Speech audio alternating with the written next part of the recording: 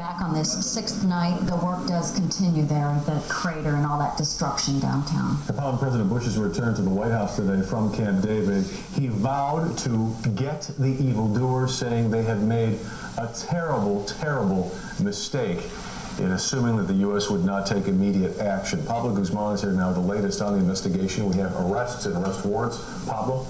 Todd, Dana, step by step it happens. Now, most of you know that yesterday the FBI raided an apartment in Jersey City where two men lived who were pulled off a train in Texas and are now back in New York, being held in connection with Tuesday's attacks. Ayub Ali Khan, 51, and Mohammed Jawi Azma, 47, taken off the train they had boarded after their flight out of Newark, like every other flight in America, was ordered down after the attacks in New York, Washington, and Pennsylvania. However, what no one outside the terrorist task force knows is that just a couple of blocks away from that Jersey City apartment the FBI raided yesterday and where they had evidence removed is another apartment building, one that investigators told me, quote, is swarming with suspects.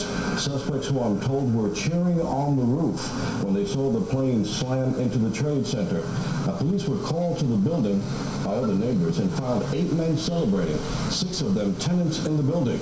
The FBI and other terrorist task force agencies then arrived, and the older investigators on the task force recalled that they had been to this building before, 8 years ago, when the first World Trade Center attack led them to Sheikh Omar Abdul Rahman, whose Jersey City mosque lies between the two buildings getting attention today. And the older investigators remembered that suspects who eventually got convicted for the first Trade Center case, followers of Sheikh Rahman, lived in the building where these same 8 men were celebrating the destruction that they saw from the roof. Calling this a hot address, the task force investigators ordered everyone detained.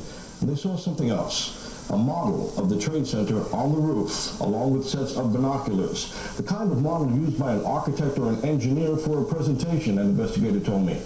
They knew, he said, that the planes were going to hit, and they wanted a ringside seat.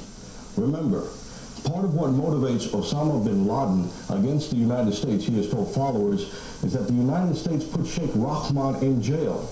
Bin Laden has said that for that, the U.S. must pay. Yeah. Todd?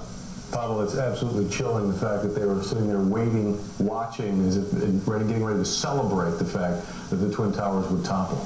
You know, the first investigators on the scene, after the first police, and even the first FBI agents, didn't realize the scope of what happened. They thought maybe these guys thought they were cheering a fireworks display. But when the other investigators saw the model, saw the binoculars, and remembered that address and what it really meant to the first Trade Center bombing, that's when they said, we got to grab everybody. All right, Pablo. Thank you. Pablo Guzman. A lot of